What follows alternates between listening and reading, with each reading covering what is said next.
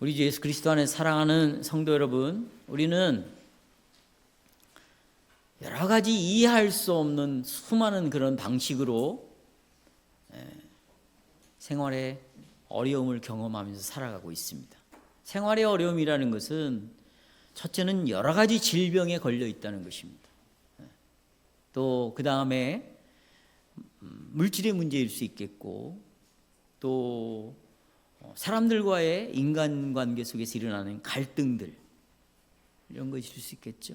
또 심리적으로는 굉장히 불안하고 조급하고, 조그마한 일에도 근심이 나를 지배하기 시작하고, 그래서 하루 종일 그 근심이 나를 사로잡음으로 내가 하나님 앞에 살아가야 될 그 위로와 안식과 기쁨의 삶을 살지 못하는 이런 일들이 우리 안에서 일어나게 됩니다.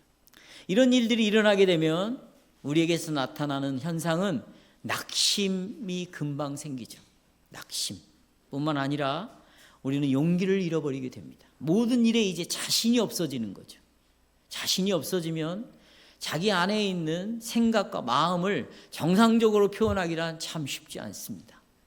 모든 사람이 용기가 없어지면 점점 의기소침해지고, 그래서 열등감에 빠지고 비교의식 속에서 자기를 비하하고 살아가는 것은, 이것은 마귀가 우리를 인도하는 코스죠, 코스.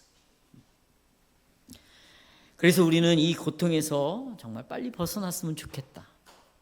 마치 꿈처럼 금방 지나가기를 간절히 바라죠. 저와 여러분이 만약에 이런 경험을 가지고서 이런 것들을 내가 실제로 삶 속에서 지금 현재 실제 경험하고 있다면, 이 경험을 가지고서 시편 103편에서 다윗이 우리에게 들려주는 이 음성을 듣는다면, 우리는 시편 103편이 더 생생하고 살아있는 말씀, 실제적인 말씀으로 우리에게 다가올 것이라 저는 그렇게 생각합니다. 그럼에도 불구하고 우리는 이런 어려운 환경 가운데서 우리가 낭독했던, 봉독했던 시편 103편의 1절의 말씀, 내 영혼아 여호와를 송축하라, 내 속에 있는 것들아 거룩하신 그분의 이름을 송축할지어다 라는 이런 말씀으로 정말 이런 상황 환경 속에서 노래할 수 있을까? 찬양이 입에서 나올까? 굉장히 제가 지금 현실감 없는 이야기를, 질문을 여러분에게 던지고 있어요. 내가 겪고 있는 이 환경 속에서 나는 1절의 말씀으로 여호와를 정말 찬양하고 있는가? 부를 수 있는가? 현실감이 없어요. 또 4절에 보면 우리가 설교 본문이죠. 인자와 자비의 면류관 관을 씌우신다라는 말씀이 있는데, 이것은 내 마음에 와닿지 않는 공허한 말씀처럼 들려요. 여러분, 이 말씀 때문에 감동이 일어나고 기쁨의 눈물이 나오고 정말 기뻐 어찌할 바를 모르는 내 감정과, 그리고 그 감정을 따라가는 내 의지가 정말 충만한가? 다시 인자와 긍휼의 관을 씌우시리라. 이 말씀이 정말 여러분에게 공감이 이루어집니까? 이런 이야기들은 주님이 재림하실 날 나에게 약속하신 대로 주실 것이다, 미래에 일어날 일이다, 이 정도로 우리가 생각할 수 있습니다. 그렇다면 이 눈물의 골짜기를 걸어가는 우리에게 하나님께서 당신의 인자와 긍휼의 관을 씌우신다는 이런 말씀은, 그렇다면 우리에게 의미 없는 말씀인가? 그렇지 않겠죠? 내가 너에게 인자와 긍휼로 관을 씌우리라, 이 말씀이 내게 어떻게 느껴지든 간에, 그 말씀이 공감이 되든 안 되든, 내 마음에 어떻게 와닿든지 않든지 상관없이, 이 말씀은 진리죠. 이 말씀은 진실이죠. 당신이 설교를 들으면서 은혜가 안 된다, 설교가 들리지 않는다, 내 마음에 와닿지 않는다, 그러면 이 하나님의 말씀이 진리가 아니고, 와닿으면 그때부터는 진리라고 말하시겠습니까? 그래서 우리는 듣든지 아니 듣든지, 때를 얻든지 못 얻든지 우리는 이 복음을 전파하는 이유는 인간과 상관없이 하나님은 지금도 살아계시고 그분이 우리를 통하여 교회를 통하여 전파하는 이 말씀은 진리이기 때문에, 진실이기 때문에, 변하지 않기 때문에, 이대로 말씀대로 이루어질 것이기 때문에 우리는 이 말씀을 전하는 것이죠. 그래서 저도 오늘 여러분들이 겪고 있는 어려움과 질병과 고통 속에 사는 여러분들에게 저는 하나님의 인자와 긍휼이 담고 있는 이 복음이 얼마나 풍성한 것인가를 오늘 선포하려고 합니다. 저는 다음과 같은 주제로 오늘 설교를 요약했어요. 이렇게 여호와 하나님의 인자와 긍휼이 어디에서 나타나는가? 다윗이 생명을 다시 얻었다는 것, 건강을 다시 되찾았다는 것, 여기서 하나님의 긍휼과 인자가 증명이 됐다, 나타났다는 것이죠. 이 주제로 두 가지를 말씀드립니다. 첫째, 다윗이 치료를 받아야 되는 이유가 뭘까요? 다윗은 지금 여러분 죽을 병에 걸려 있어요. 여기서 몸이 치료를 받아야 되는 이유가 뭐냐 말씀드리겠습니다. 사랑하는 성도 여러분, 제가 그랬죠? 이 핸드아웃은 성경을 볼 때만 쓰라는 거죠. 그때만 보시라는 거예요. 그리고 저를 보시고 귀로 들으세요. 네, 집중하시고. 자, 시편 103편은 여러분 우리가 아주 익숙한 말씀이에요. 여러분 잘 아시는 대로 주의 성찬 예식서에 증거 본문으로 나오는 말씀입니다. 우리가 모든 성찬의 과정을 다 끝내고 난 다음에 마지막 하는 게 뭐냐면 하나님께 송령을 올려드리는 거예요. 송령은 찬송과 영광이죠. 그때 103편을 낭독해 주거나 아니면 이 찬송을 부름으로 성찬 예식이 마쳐지는 것입니다. 우리가 굉장히 익숙한 말씀이죠. 특별히 시편 103편 8절부터 103편 8절부터 13절까지는 이 죄에 대한 풍성한 용서, 완전한 용서가 기록이 되어 있어요. 뿐만 아니라 그 위에도 우리 죄에 대한 용서가 더 많이 103편에 지금 나오고 있는데요.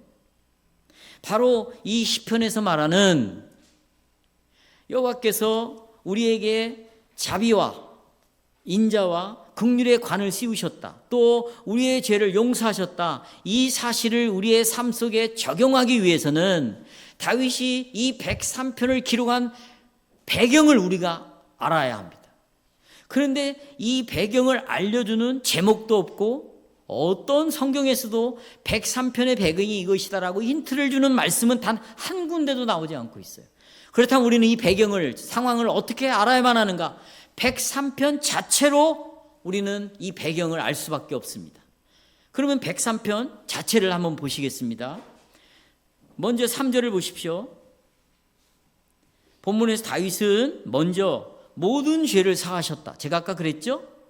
8절부터 13절은 구체적으로 죄가 어떻게 용서되어졌는가, 완전한 용서를 말하고 있다고 했어요. 그런데 3절에 보면 다윗은 모든 죄를 사하셨다고 말을 하고 그 다음에 바로 이어서 이해할 수 없는 내용이 나옵니다. 저는 103편을 이번 주에, 지난주에 한 주간 동안 설교를 준비하는 과정 속에서 처음으로 알았어요. 이게 뭐지? 왜 병을 고쳤다고 말하지? 여기 보세요. 3절에 병을 고쳤다는 말이 왜 나오지? 그리고 4절에 보면 내 생명을 파멸해서 구속했다. 왜 여기 생명이 나오지? 병 고치는 것이 왜 나오지? 이걸 이해를 못했는데 설교를 준비하면서 이 사실을 알게 됐어요. 놀라운 비밀이에요. 다윗은 3, 4절에서 자기가 지금 심각한 병을 앓고 있다는 것을 말하는 거예요. 그냥 독감 정도가 아니라 여러분, 다윗은 사망 직전에 서 있었어요. 그것을 4절에서 말하고 있습니다. 4절에 생명의 파멸의 문턱, 그러니까 자기 생명이 지금 죽음 직전까지 딱 온 거예요. 그런데 다윗이 병이 어떤 질병인지는 저도 모르고 성경에서도 알 수 없습니다. 중요한 것은 103편에서 말하는 것은 죽을 질병에 걸렸던 다윗이 건강을 회복했다는 것이죠. 죽기 직전에서 다시 생명을 되찾았다는 것입니다. 그걸 5절에서 말하고 있습니다. 5절, 좋은 곳으로 네 소원을 만족하게 하시고 네 청춘을 회춘시켰어요. 청춘을 독수리같이 새롭게 하시는도다. 다윗은 이 당시에 늙었고 죽을 병에 들었지만 그러나 하나님께서 모든 것을 어떻게? 청춘을 회복시키듯이 독수리같이 새롭게 몸을 정상으로 병을 고치셨다. 이런 말씀입니다. 실제로 다윗은 자기 몸이 죽을 병에서 살아난 이후에 하나님께 날마다, 여러분 우리가 오늘 봤지만 내 영혼아 그랬어요. 여호와를 성축하라. 또 말합니다. 내 속에 있는 것들아 거룩하신 이름을 성축할지어다. 찬송은요 입으로 부르는 게 아닙니다. 참 오해들을 많이 하고 있어요. 진정한 찬송은 영혼이 부르는 겁니다. 그걸 입으로 표현하는 것뿐이에요. 입은 수단이에요. 근데 입이 목적이 되어서 찬송을 한다면 이것은 찬송이 아닙니다. 여러분이 시편을 쭉 읽어보시면 아시겠지만 이들이 불렀던 찬송은 다 마음을 들어 올려서 마음으로 영혼으로 아주 중요한 거죠. 그래서 병이 고쳐지고 난 다음에 이 다윗은 날마다 자기 마음을 다해서 영혼으로 하나님께 감사를 했습니다. 우리가 보통 감사한다 그러면 입으로 감사하고 그저 마음으로 하나님 나를 고쳐주셨으니 이것이 은혜요 긍휼입니다. 할렐루야 감사합니다. 사람들에게도 하나님이 나를 은혜로 고쳐주셨다 이렇게 하죠. 다윗은 마음으로 영혼으로 하나님의 자기 병을 고쳐주신 여호와 이름을 찬송하고 감사한 것은 그것을 깊이 묵상하는 것이었어요. 왜 내가 병을 고쳐주셨는가 깊이 생각을 했어요. 자, 성도 여러분, 다윗이 이렇게 생각과 묵상을 통해서 뭘 발견했냐면 이스라엘의 전체 역사의 빛 속에서 자기 병이 고쳐졌다는 것을 알게 됐어요. 이스라엘의 역사와 관련시켜졌어요. 또 하나 예수님께서 오셔서 우리를 구원하실 구원의 빛 속에서 자신의 치유를 이해하게 된 거예요. 질병을 이해하게 되고 병고침을 이해하게 됐어요. 이것이 103편의 이 시 속에 나오는 내용이고 이걸 깨달은 다윗을 성령은 붙잡아서 103편을 기록하게 한 것이에요. 놀라운 거예요. 자기의 병을, 자기의 치유를 이스라엘의 역사 속에서 찾아냈어요. 앞으로 오셔서 나를 구원할 그리스도 안에서 찾아냈어요. 자, 이제 보십시오. 이게 첫 단락이 1절에서 5절인데요. 다윗이 이 1절에서 5절을 어떻게 쓰고 있는가 한번 보십시다. 3절에 보시면 자기 병을 치료했다. 자기가 병을 치료받았다고 말합니다. 3절. 그 다음에 4절 첫 부분에 생명의 죽음에서 파멸, 죽음에서 구속받았다고 말해요. 이 치료를 5절에서 이렇게 말합니다. 좋은 것이라고 말하고 청춘이 새롭게 되었다고 말하고 생명력이 독수리처럼 회복되었다고 말하는 거예요. 그러니까 지금 여러분 3절, 4절, 5절의 이 모든 내용은 다 질병이 고쳐졌다에 대한 말씀이에요. 그런데 이 질병이 치유되었다라는 이 말 사이에 질병 그리고 고쳐졌다 이 사이에 필요 없는 말이 삽입이 되어 있어요. 그게 오늘 설교 본문이에요. 그게 뭡니까? 여호와께서 인자와 긍휼의 관을 뭐 하셨다? 씌우셨다. 여러분 이걸 빼도 성경은 문제가 없어요. 103편은. 근데 왜 이것을 집어넣었을까?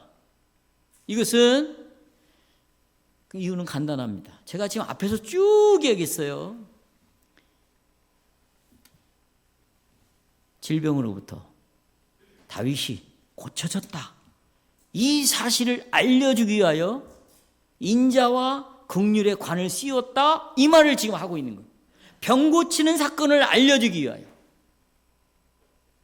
이 인자와 긍휼로 관을 씌우신다는 이 표현은 제가 서론에도 말씀드렸지만 별로 마음에 와닿지 않는 말씀이에요.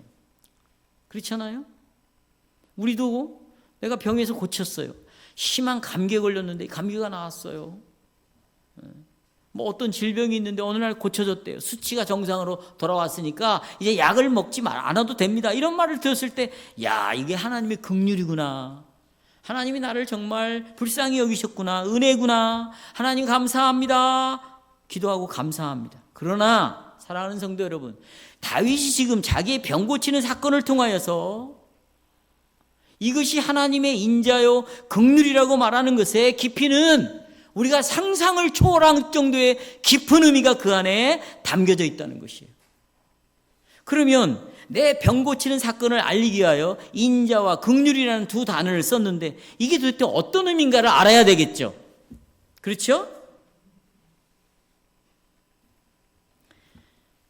먼저 긍휼을 좀 생각해 보면, 자, 긍휼이라는 단어는 7절에 나와 있어요. 7절. 긍휼이라는 단어를 여기서 어떻게 설명해요? 다윗은 하나님께서 하나님의 길을 모세에게 알려준, 그러니까 오래전 이스라엘 역사 속에서 일어났던 한 사건으로 긍휼이라는 이 단어가 우리를 끌고 가는 거예요. 그래서 7절에 모세 이야기가 나오는 거예요. 모세가. 그리고 나서 8절 보시면 구약의 이스라엘에 일어나는 사건, 출애굽기 34장 6절의 말씀을 그대로 가지고 옵니다. 다윗이. 긍휼을 설명하는데 이스라엘의 역사로 우리를 인도하고 그 역사 속에서 일어났던 것을 우리에게 지금 알려주고 있어요. 자, 8절에 보시면 여호와는 긍휼이 많으시고 은혜로우시며 노하기를 더디하시며 인자하심이 풍부하다. 이 말씀은 출애굽기 34장 6절을 그대로 가지고 온 거예요. 지금 이게 구약의 이스라엘의 어떤 역사의 내용인가? 그건 금송아지를 만든 사건의 이야기예요. 금송아지. 여러분, 자 보십시오. 여러분, 금송아지 사건 다 아시죠? 하나님이 애굽 땅에서 노예된 이자들을, 종들을 구원해내고 자유를 허락해 주셨습니다. 그리고는 이들을 신의 산에 다 모으게 하시고 하나님과 이 백성 사이에 언약을 맺으시죠. 난 너의 하나님이고 너희는 내 백성이다. 그리고 이제는 너희들은 내 백성답게 구별되게 저 세상과 다르게, 세상 사람들이 살아가는 방식과는 다르게 거룩하게 살아라. 그리고는 출애굽기 20장 4절 5절의 말씀을 줬어요. 보십시오. 너희를 위하여 새긴 우상을 만들지 말고, 우리가 십계명대에 낭독한 말씀이죠. 위로는 하늘에 있는 것, 아래로는 땅에 있는 것, 땅 아래 물속에 있는 것에 어떤 형상도 만들지 말며 그것들에게 절하지 말며 뭐하지 말아라, 섬기지 말아라. 그런데 이스라엘이 이 땅에 있는 송아지, 여러분 소 알죠? 소를 형상으로 해서 금송아지를 만들어 놓고 그 형상 앞에 이스라엘 백성들이 절을 하고 말았습니다. 이것은 하나님의 계명을 깨트린 완전한 불순종이죠. 하나님의 언약을, 하나님과 맺은 언약 어떻게 깨트렸어요. 언약을 깨트렸다는 것은 이제 하나님이 약속한 대로 언약을 파기하는 자에게는 진노, 저주를 내리겠다. 그러니까 진노와 저주를 받는 것이 마땅하지요. 그래서 출애굽기 32장 10절에서 이렇게 말합니다. 같이 읽어보겠어요? 하나님께서 모세에게 이렇게 말해요. 시작. 그들의 진노하여 그들을 진멸할 것이라. 자, 이제 우상 앞에 절을 하고 거기서 춤을 추고 난리를 냈습니다. 그래서 하나님의 진노가 임했어요. 그런데 진노가 어떻게 임하냐면 레위인들을 통해서, 제사장들이죠, 레위인들을 통해서 이 수많은 이스라엘 백성들 가운데 3,000명만 죽여버립니다. 그리고는 나머지는 살려줘요. 이 3,000명의 죽음은 전체가 죽어야 되지만 3,000명만 죽임으로 너희들도 다 죽어야 되는, 진노를 받아야 될 자다라는 걸 상징적으로 보여주는 것이죠. 그러니까 모든 백성이 죽어야 됐어요. 근데 모든 백성이 다 죽지 않았어요. 이것이 바로 여호와께서 보여주신 긍휼이다, 그런 말이에요. 이게 뭐라고요? 그래서 출애굽기 34장 6절에서 아까 긍휼을 베푸시고 은혜를 베푸시고 노하기를 더디하시고 이런 말을 하신 거란 말이죠. 자, 6절 보시겠습니다. 여호와께서 그의 앞에서 지나시며 출애굽기 34장 6절 선포하시되 나는 여호와다 여호와다 자비롭고 은혜롭고 노하기를 더디하고 인자와 진실이 많은 하나님이다. 이렇게 지금 쭉 이야기를 하는 거예요. 이것이 바로 여러분 시편 103편 4절에서 삽입된 긍휼의 의미입니다. 죄를 지었으면 마땅히 진노를 받아야 되는데 진노를 받지 않고 여기 출애굽기에 보면 용서를 받았다. 그리고 103편 10절로 넘어오면 10절 보십시오. 같이 읽어볼까요? 크게 시작. 우리의 죄를 따라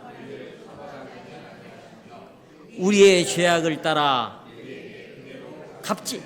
이게 지금 출애굽기 34장의 내용을 다윗이 가져와서 지금 말하는 것이, 이게 바로 죄 용서를 받음으로 내가 그것은 긍휼을 또 12절에 또 나옵니다. 긍휼은 뭔가? 긍휼은 하나님께서 동이 서에서 먼 것 같이 우리의 죄가를 우리에게서 멀리 옮기셨다. 그러니까 긍휼은 다윗이 은혜로 죄 사함을 받았다는 것입니다. 보세요.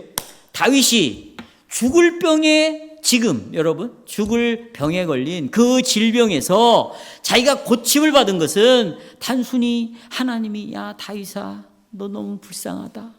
내가 차마 볼 수 없다. 네 병 좀 고쳐줄게. 나는 병 고치기를 좋아해. 그래서 병을 고쳐주신 것이 아니라 병 고치는 것과 바로 연결시켜서 긍휼과 인자의 관을 씌우셨다는 걸로 연결시키는 것은 병 고치는 사건은 바로 다윗이 받은 죄를 용서받았다는 것으로부터 흘러나와 병이 고쳐지는 것이다. 그래서 다윗이 건강을 회복하는 것이 긍휼인데 이 건강이 회복된 것은 죄의 용서와 연결이 되어 있다. 왜? 출애굽기 34장에 죄 용서에 쓰여진 긍휼과 인자라는 단어를 가지고 왔고 그것과 연결을 시켜서 내 병이 나았다고 얘기를 하고 있으니까 연결이 되어 있다는 것이죠. 그 다음에 인자라는 단어가 나오는데 이것은 긍휼의 또 다른 얼굴이에요. 이게 양면이죠. 이 말도 금송아지 사건에 인자라는 말이 출애굽기 34장에 사용되는 말인데 하나님께서 이스라엘을 다 죽이지 않고 파멸시키지 않고 그것은 자비고 인자죠. 그렇죠? 이건 언약적 용어예요. 인자라는 말은. 그러니까 하나님은 자기 백성에 대해서 끝까지 신실해. 그 하나님이 뭐에 대해서 끝까지 진실하게 일관성 있게 백성을 대하시는가? 백성들을 용서하시겠다고 언약을 맺었거든요. 물론 언약을 파기하면 내가 진노를 내리지만 그 중에 나는 너희들이 죄를 용서하겠다고 말씀하셨으니까 인자라는 말은 끝까지 우리의 죄를 용서하시는 하나님의 모습, 그것이 인자라는 단어 속에 들어있고 끝까지 하나님 노릇하시겠다는 말이 인자 속에 들어있는 거죠. 그러니까 이스라엘 백성들이 40년 동안 광야 생활했을 때 하나님은 얼마나 인자하신 분인가를 계속 보여줬어요. 이스라엘 백성들은 여러분 필요한 양식을 공급받을 수 없는 다 죄인들이에요. 다 죽어야 돼요. 그런데도 그들의 필요, 먹을 것, 마실 것, 입을 것, 옷이 떨어지지도 않아요. 신발이 닳지도 않아. 40년 동안 그들의 모든 필요를 공급해 주신 것은 아까 그랬죠. 하나님은 자기 백성을 구별된 백성으로 대우를 해 주신 거예요. 하나님의 백성으로 상대를 해 주시는 거예요. 왜? 그 백성들은 굶으면 안 되는 거예요. 가난하면 안 되는 거예요. 옷이 없어서 못 입으면 안 되는 거예요. 만약에 이스라엘 백성들이 가난이 왔어요. 땅을 팔아먹었어요. 빚을 졌어요. 이것은 전적으로 그 사람의 죄로 말미암아 일어나는 거예요. 지금도 똑같아요. 지금도 똑같은 일인 거예요, 여러분. 내가 그렇게 못 사는 것은 바로 이 물질을 하나님 앞에서 올바로 사용하지 않는, 다시 말하면 하나님 우리에게 네가 열심히 수고한 대로 네 먹을 것을 주시겠다고 142편에서 분명히 우리에게 말씀하셨는데 이것이 이루어지지 않고 있다는 것은 자기 욕심 때문이다. 탐심. 이게 구약에서 말하는 거예요. 그래서 하나님께서는 굶으면 안 돼, 자기 백성이. 왜? 이렇게 되면 하나님의 명예가 실추가 되는 거예요. 그래서 모든 필요를 다 채워주시고 그런 백성으로 대해주셔요. 그러나 여기에 핵심이 있어요. 이렇게 품위 있게 그 백성을 대우하시는 것은 하나님께서는 날마다 자기 백성들의 죄를 용서해 주셨어요. 왜요? 14절 15절 나옵니다. 이는 하나님이 우리의 체질을 알아 얼마나 우리가 연약한 자인지, 또 우리가 단지 먼지일 뿐이라는 것을 알아요. 여러분, 우리의 체질이 어떤 체질이죠? 알러지 체질입니까? 여러분, 면역성이 약한 체질이에요? 그 말이 아니에요. 너희는 본성적으로 나를 미워하는 자들이다. 사랑하기는커녕 너희는 본성적으로 이웃을 미워하는 자들이다. 너희는 본성적으로 어떤 선도 행할 수 없는 자들이다. 네가 이 말씀을 뭐 이렇게 저렇게 말은 하지만 너는 본성적으로 악을 더 좋아하는 사람이다. 너는 본성적으로 악에 기울어져 있다. 이 체질을 아신다는 거예요. 이 체질을. 그리고 너희들은 먼지와 같은 자다. 그래서 15절, 그래서 사람은 그날이 불과 같으며 그 영화가 들의 꽃과 같이 흙이 될 것이다. 다윗은 바로 육체가 그렇게 깨지기 쉬운 질병에 걸린 그런 자는 걸 알았고 영혼도 그렇다는 걸 알았어요. 그래서 다윗이 심각한 질병에 걸린 거죠. 그러나 다윗은 그 죽음 앞에서 하나님의 인자, 다시 말하면 언약에 대해서 신실하신 그 하나님의 인자하심이 딱 나타났어요. 어떻게? 17절 보십시오. 여호와의 인자하심은 자기를 경외하는 자에게 영원부터 영원까지 이르며 유언하고 죽을 수밖에 없는 다윗이 그 죽은 후부터 다시 병이 고쳐졌어요. 왜냐하면 하나님은 인자와 긍휼이 풍성하시기 때문이다. 왜냐하면 여호와 하나님은 마땅히 받아야 할 것을 받게 하시는 분이 아니에요. 받아야 될 건 죽음이고 심판이고, 그런데 이걸 받게 하는 대신에 죄를 용서하시기 때문이에요. 그래서 그 인자와 긍휼이 다윗에게 나타났기 때문에 살아났던 것이죠. 그러니까 성도 여러분, 다윗은 이 사건을 건강이 회복되었던 것, 죄가 용서되어졌다는 것, 하나님의 인자와 긍휼, 이 세 가지를 하나로 묶어서 이해하고 있는 거예요. 병이 고쳐진 것, 내 죄가 용서되어졌다는 것, 그것이 인자와 긍휼이라는 것을 하나로 묶어서 고백하고 있는 것입니다. 그러나 여러분, 의문점이 생기는 거예요. 아니, 다윗은 어떻게 한편으로는 건강이 회복됐다는 것과 다른 한편으로는 인자와 긍휼의 관을 씌우셨다는 것, 그것은 곧 죄를 용서받았다는 것을 어떻게 이렇게 연결을 시킬 수 있었던가? 또 하나, 왜 다윗은 이 모든 것을 함께 연결을 시키고 있는가? 보십시오.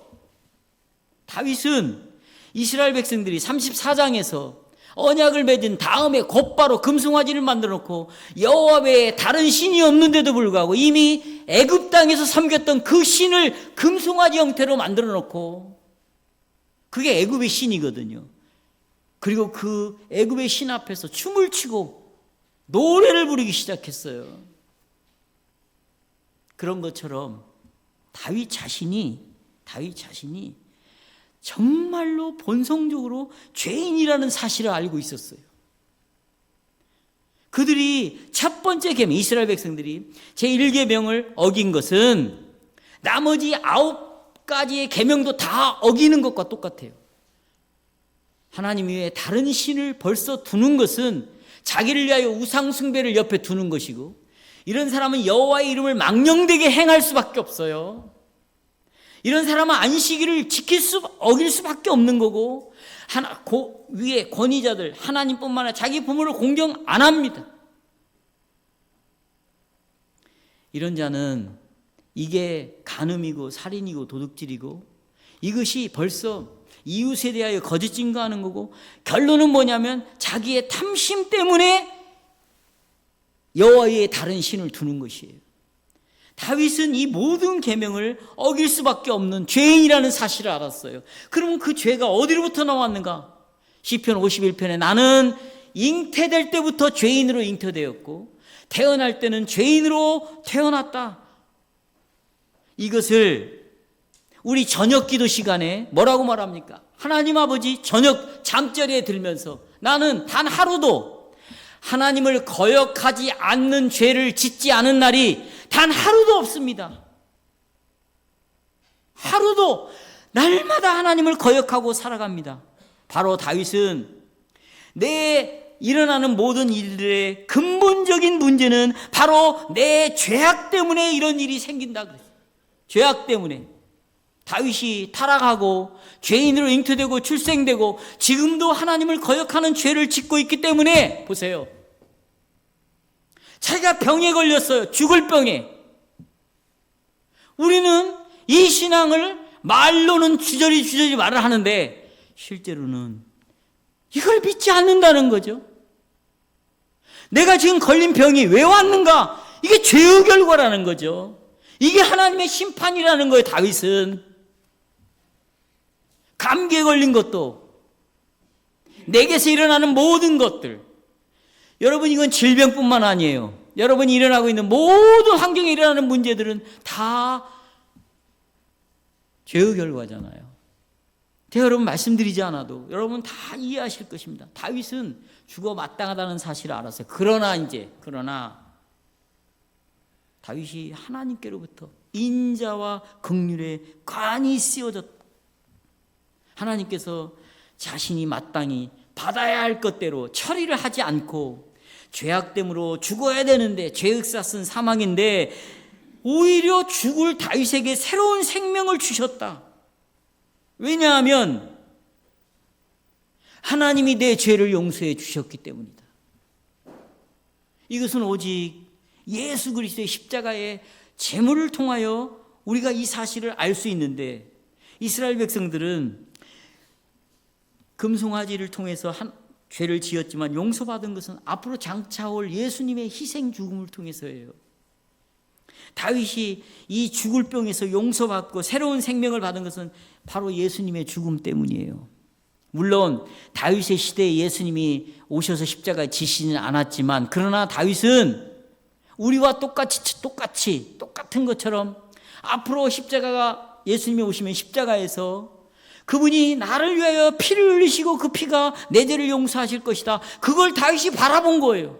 내 죄가 용서되어졌다. 따라서 다윗이 병이 고쳐진 것은 결국 인자와 하나님의 긍휼 때문이라면, 이 인자와 긍휼, 죄 용서가 누구를 통해서 나타나는가? 2000년 후에 십자가를 통해서 이루어지는 사건이다. 그것을 다윗은 붙잡았어요. 그러니까 다윗이 병이 고쳐졌다는 이 사건은 그리스도께서 내 죄를 용서하기 위해서 앞으로 오실 것이다. 그걸 증거하고 있는 것이 치유의 사건이고, 이분이 오시면 나에게 생명을 다시, 독수리가 나는 것 같은 새로운 생명을 나에게 주실 것이다 라는 것을 증거하는 것이 다윗의 병 고쳐지는 사건이에요. 이걸 어디에서 말하고 있는가? 신약에서 예수님이 직접 말했어요. 자, 보십시오. 누가복음 4장 18, 19절. 주의 성령이 내게 임하셨으니, 이는 예수님에게 성령이 임했죠. 가난한 자에게 복음을 전하게 하시려고 내게 기름을 부으시고 나를 보내사 포로된 자에게 자유를, 여기 보세요. 눈먼 자에게 다시 보게 함. 병 고치는 일이, 눈 뜨는 일이 벌어지는 거죠. 눌린 자를 자유롭게 하고, 그 다음에 주님의 은혜의 회, 야 지금이 은혜 받을 날이다, 구원의 날이다 라는 걸 전파하게 하려 한다 그랬어요.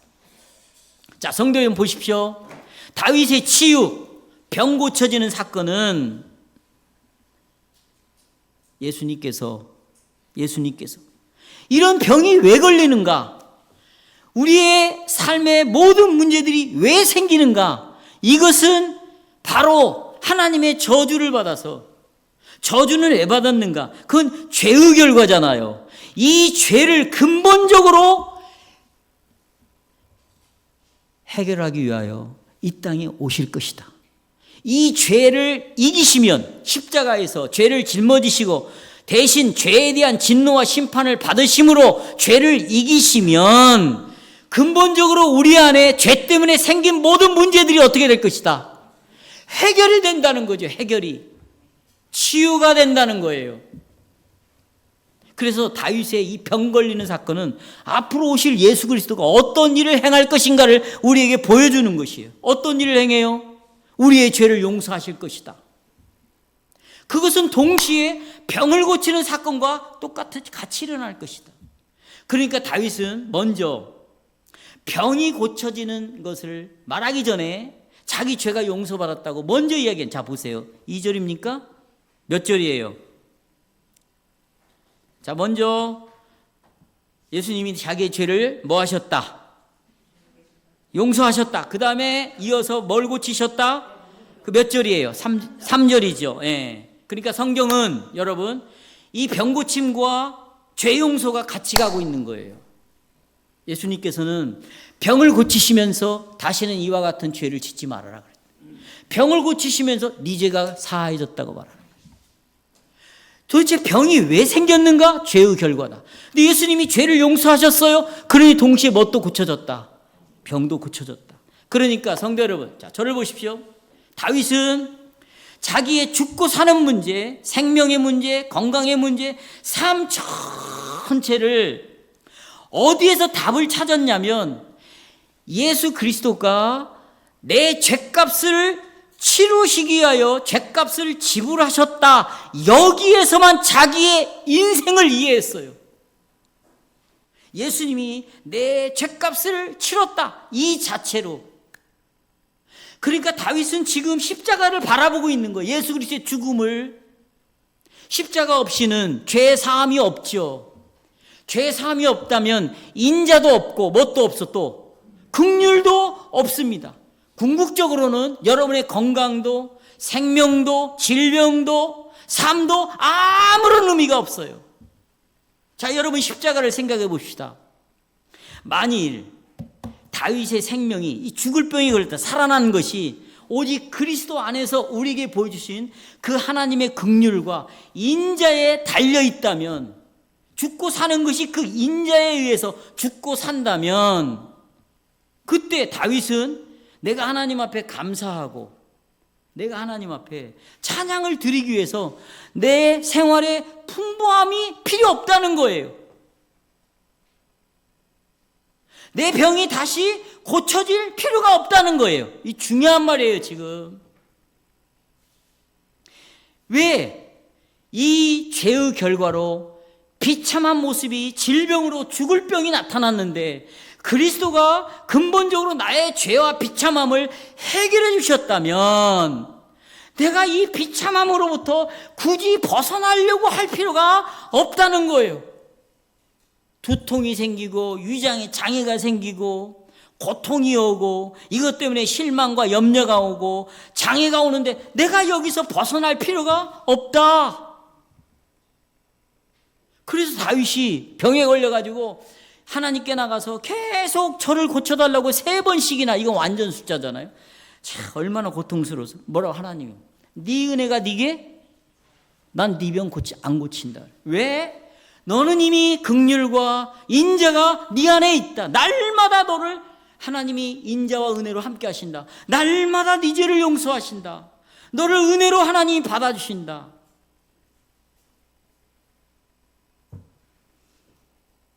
이것이 다윗이 첫 번째 대지에서 우리에게 알려주는 것입니다. 이것이 1절부터 쭉 5절까지의 내용이에요. 두 번째로 다윗의 치료의 절정입니다. 우리가 다윗의 이 치료가 보여주는 것이 뭔가를 보십시오. 다윗은 다른 단어를 선택하지 않았어요. 여기 인자와 긍휼에 뭘 씌웠다? 왜 이 단어를 썼냐는 거예요. 관, 면류관. 여러분 보세요. 여기 마지막 우리가 마라톤을 하죠. 1등을 하잖아요. 그럼 마지막 뭘 씌워줘? 월계관, 관을 씌워주는 거. 이 관은요, 승리했을 때, 모든 일을 딱 마쳤을 때 관을 씌우는 거예요. 여러분 로마의 그 장군들이 나가서 싸우고 승리하고 돌아오면 반드시 뭘 씌워줘요? 면류관을 씌워줍니다. 그런데 다윗이 이 단어를 다윗이 이 단어를 썼어요. 이게 무슨 말입니까? 그것도 이 관의 이름이 인자의 관이고 긍휼의 관이에요.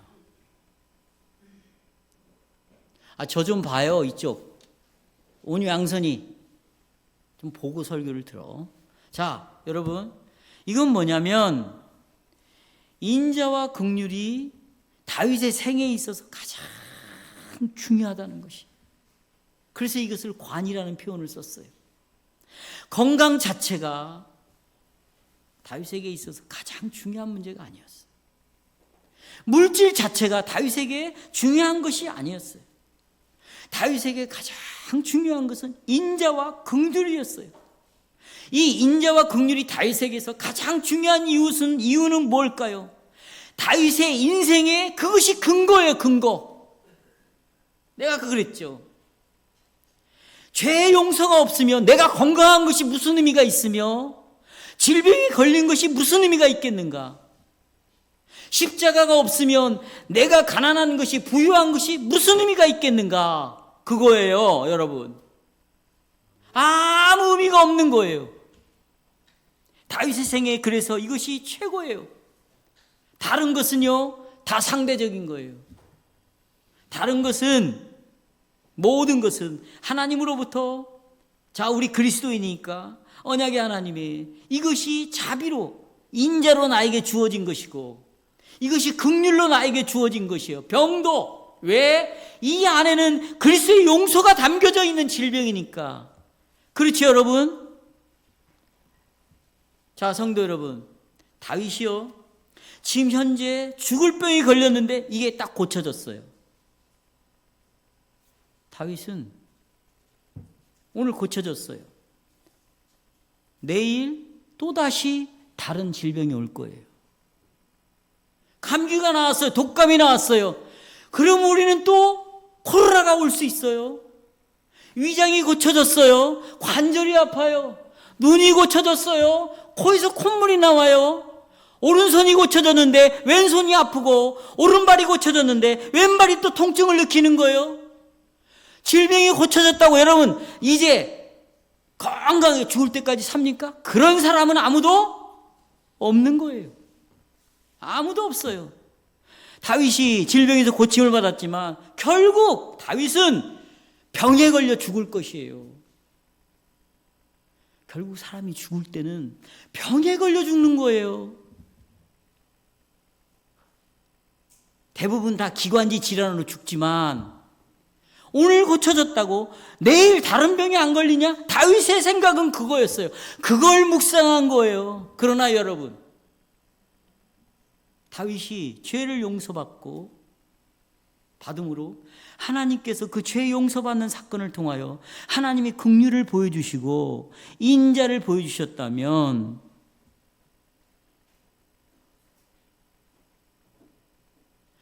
그 상태 속에서 하나님께서 질병을 주셔서 죽게 하는 것은 저주가 아닌 거예요. 부정적인 것이 아닌 거예요. 나쁜 것이 아닌 거예요. 지금 하나님께서 다윗을 죽을 병에서 파멸해서 음부에서 구속하여 주셨을지라도 성도 여러분, 다윗은 언젠가 죽게 될 거예요. 병으로 죽게 될 거예요. 그러나 병에 걸려 죽게 되었을 때 그 죽음은 다윗에게 더 이상 죽음은 원수가 아닌 것이에요. 그 죽음은 생명으로 들어가는 뭐예요? 관문인 것이에요. 다윗이 선한 싸움을 싸우고 달려갈 길을 마치고 믿음을 지키고 마지막 순간에 그 육체가 눈을 감고 시신이 무덤 속에 들어갈 때 그때 무덤은 더 이상 지옥이 아닌 거예요. 하나님의 자녀들에게서 무덤은 아버지 아브라함의 품인 거예요. 죽음의 문은 저 거룩한 성 새하늘과 새 땅 안에서 하나님의 자녀들이 기다리는 의의 면류관이 긍휼의 면류관이고 인자의 면류관인 것이에요. 할렐루야. 다윗이 현재 병이 고쳐졌다는 것은 마지막 그 나라에 들어갔을 때 너는 더 이상 눈물도 없고 슬픔도 없고 고통도 없고 질병도 없고 사망도 없을 것이다. 그걸 미리 보여주는 거예요. 미리. 그러나 그것이 오지 않는다 할지라도 나는 이미 그것을 약속받았기 때문에 현재 여전히 어려움이 있고 질병이 있고 아픔이 있고 고통이 있지만 그것이 우리 안에 남아 있지만 하나님이 내 아버지가 되어주시고 그 아들이 지금도 나와 한 몸이 되어가지고 계속해서 하늘보좌 우편에서 긍휼의 관을 씌워주셔 인자의 관을 씌워주셔 죄의 용서의 관을 씌워주심으로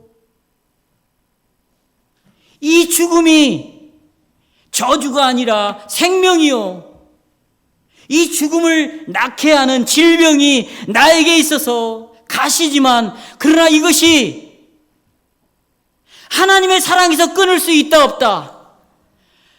내가 질병에 걸리고 고통 속에 있으면 하나님이 안 계시는 겁니까?